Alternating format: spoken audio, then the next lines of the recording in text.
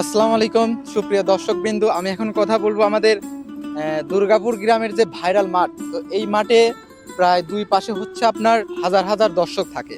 তো সেই মাঠটা আজকে পরিস্থিতিটা কি দেখুন। আমি একটু ভিতরে নামতেছি। মোটামুটি এখানে এই পানি বুঝছেন, ভিতরে যদি আরো যাই ওখানে হচ্ছে আপনার প্রায় এরকম হবে ডিফারেন্স।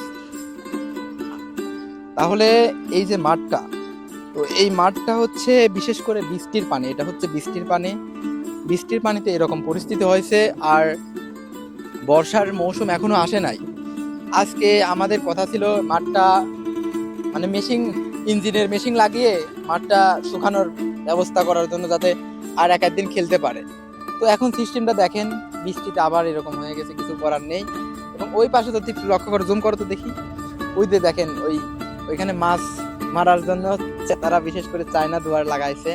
আমাদের ভাইরাল মাঠে মাছও পাবেন, সাঁতার প্রতিযোগিতাও করতে পারবেন, সব এ টু জেড সব কিছু করতে পারবেন। ঠিক আছে, এটাই হচ্ছে আমাদের ভাইরাল মাঠ। এবং এই ছিল আজকের আপডেট।